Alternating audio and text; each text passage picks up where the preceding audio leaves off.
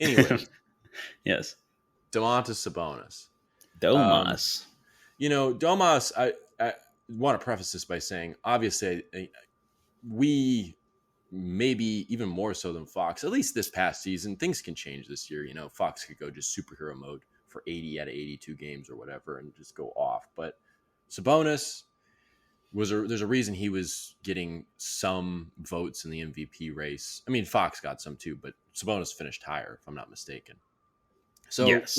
in terms of Sabonis, there's not a lot of complaints, especially when it comes to the regular season. You know what you're going to get out of him. He's going to give you, 18 to 20 points a game, a lot of freaking rebounds, and then hopefully again over 7 assists.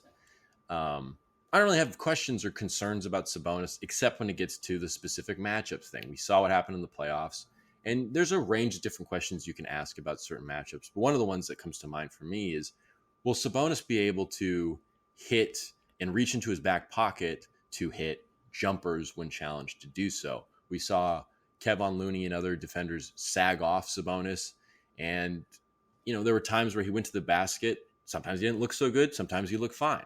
He really had to work for his hoops. It really changed the dynamic of how the Kings had to play. And, maybe this it's not a cure all, but if Sabonis was a little more comfortable with just putting up a jumper, which he can do, he hit mid-range shots at a very efficient clip, albeit not on a huge volume. He shot 37% from three, albeit not on a huge volume. But it's almost like about just being able to pull that trigger.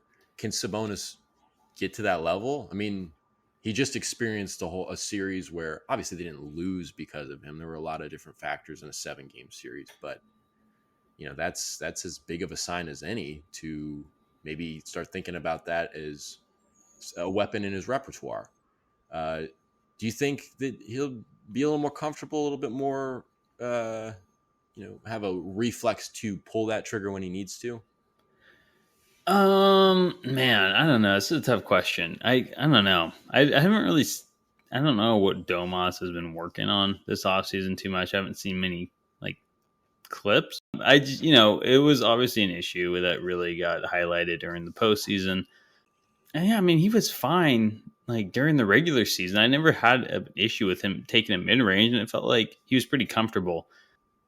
It was just the pressure situation. It seemed like it just got to him, and he just started missing them, and really got highlighted when he couldn't get assists because Herter and Barnes weren't hitting threes at all during that series either. So I don't really expect it to change too crazily. I think he's just going to keep hitting them at the same rate he hit them last year. I don't know. I just the pressure situation.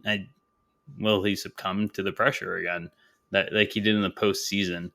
I don't think we're going to see an influx of his shots at the mid range. I think he's just going to keep taking them at the same clip as he was and knocking them down at what do you know the percentage he shot at the mid range? Not collectively, but I was looking at StatMuse and looked at a shot chart, and anything in and around that mid range area, they were all in the good colored blue. Over closer to 50%, over 40. That's what I assume. I mean, I remember him being pretty good from there. At least you had to respect it, So hopefully he worked on it a little, just so that when it actually matters, like it did, he can keep knocking him down like he was during the regular season. Because even if he shot I don't know, just what he was doing during the regular season during the playoffs, because it was bad. He did not shoot well from that mid range, and that was it. His offensive performance just kind of tanked because of it. Yeah, his efficiency. I think one of the things is you will see him. I think there's no way he's coming out of this going oh, I don't know. I don't have to get more comfortable with that shot or be more willing to reach into my pocket for that one. I think he's going to be ready for that. But one of the things that's interesting is with Vezenkov here, with Lyles being able to be more of a backup five. I mean, we saw in the playoffs, I think of all the lineups in the playoffs, the best overall rating was Lyles at the 5. It was I think it was Fox, Monk, Terrence Davis, Keegan Murray, and Trey Lyles in that series. was really good. So if the situation comes, because that was a really matchup based situation, we said a lot, in and around that playoff series. Had the Kings gone on to play the Lakers or somebody else, Sabonis would not have faced the same issues necessarily. I'm sure there would have been a little bit of note stealing from the Lakers. They would have like taken cues from that series, obviously, but it's a different team. They play differently. I don't think that those issues would have been as glaring against the Lakers. So, like I prefaced this with, this is not a huge issue for Sabonis, especially through the regular season. This is rarely going to be coming up, I think. But I guess it's just about, maybe you're right. Maybe it comes down to just being able to overcome adversity and make adjustments throughout high pressure situations. But, if that never happened in the playoffs, I don't know what my question would have been for Sabonis. So thank you, Domas, for struggling. Yeah. I started writing the segment for Sabonis down in frickin' May, I swear to God. But yeah, in terms of like work he did this offseason, I don't think we heard anything about him working with Chris Matthews, lethal shooter guy, like he did last year. Mm-hmm. But I guess that's more of a 3-point type of thing. But it'll be interesting to see with Sabonis. I mean, again, that question is really specific to probably more the playoffs and specific matchups in the playoffs. Yeah.